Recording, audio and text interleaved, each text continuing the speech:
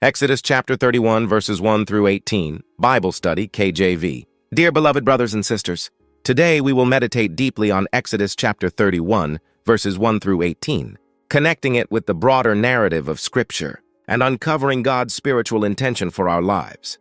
This chapter serves as a powerful conclusion to the instructions about the tabernacle, revealing not only how God works through people, but also what truly matters in our relationship with Him.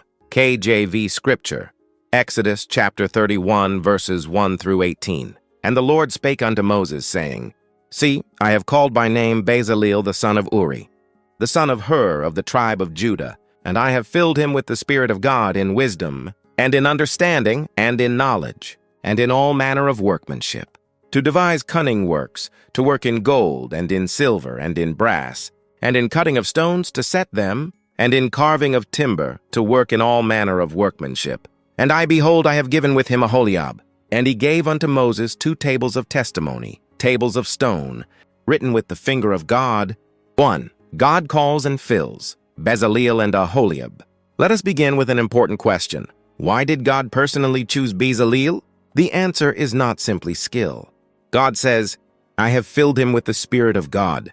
This reveals a profound truth. God's work is accomplished not by human ability, but by divine empowerment. In Hebrew understanding, wisdom, chokmah is not mere intelligence. It is God-given ability expressed through obedience. So Bezaleel was not just an artisan. He was a vessel of God's presence, spiritual insight. Today, many people say, I am not talented enough to serve God. But Scripture teaches us God does not call the qualified. God qualifies the called. This is grace. 2. The tabernacle, God dwelling with man. The tabernacle is not just a structure. It is the place where God meets his people. Why would an infinite God choose to dwell in a tent? Because of love. God desires closeness with humanity.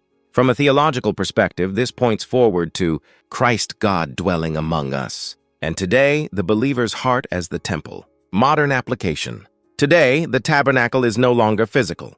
Your life is the dwelling place of God. So the real question becomes, is God truly dwelling in your life? 3.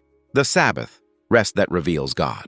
Suddenly, God emphasizes the Sabbath. Why here? Because even God's work must not replace God himself. The Hebrew word Shabbat means to stop, to cease, to surrender control. Spiritual meaning. The Sabbath is not just rest. It is a declaration, God is in control, not me. In modern life, we are constantly busy. But God commands, stop, remember me. 4. The covenant, written by God. Finally, God gives the stone tablets. This is not just law, it is covenant. And it is written by the finger of God, meaning this relationship was initiated by God. This covenant is divine, not human. Core spiritual message. Exodus 31 teaches us, God calls and empowers his people.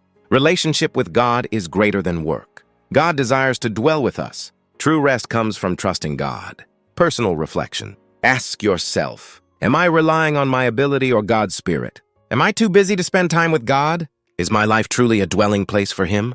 God is calling you today, and He says, I will be with you. That is enough. Thank you.